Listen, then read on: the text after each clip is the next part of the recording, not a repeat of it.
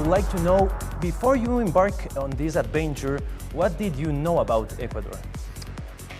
Well, I knew about the condor, and I knew about that you had a lot of variety in your country with the Amazon, the Andes, the beach, and the volcanoes. I knew about that, and I obviously always was in contact, on the tour with the Lapenti brothers, especially Nicholas. So that's really the most I knew from them and just from reading about the country.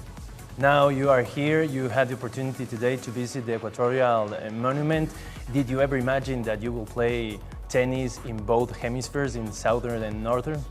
Well, no, because I didn't know that part, that there was literally a line, and it was like that there exists a place like this. You feel like there is the end of the world, but the middle of the world. I didn't know that one existed, and of course, what I also knew about this place here in Quito is that it's just this super high altitude place, on the equator, which is highly interesting for wildlife, for just for life in general.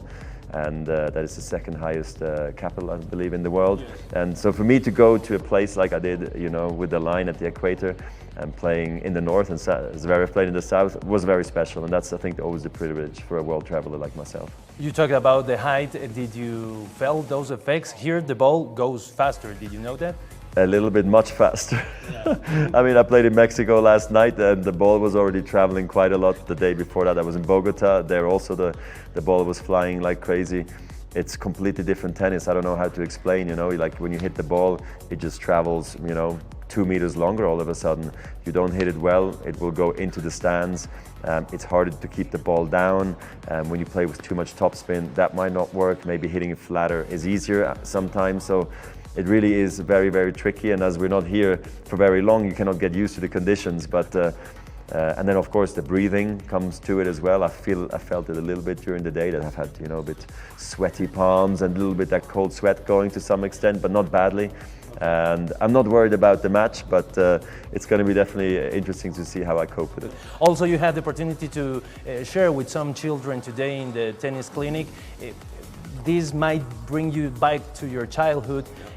I would like to know, what was determinant when you were a child to take the decision of becoming a tennis player? Yeah, so I mean, number one, kids clinic was great fun, great energy. People were so excited overall here in Ecuador to welcome our team and me and Sasha. It's been great. I remember when I was a kid growing up, I've always wanted to be a tennis player. I've always wanted to be maybe world number one, maybe win Wimbledon. You dream of all these things, but you don't think it's ever going to happen. And I would have loved, to at a young age to maybe meet a tennis hero already. So I think these moments for me to interact with the children are really important, to stay inspired and motivate them.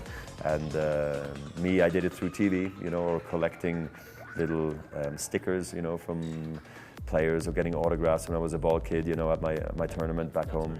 Yeah, that was fun, yeah.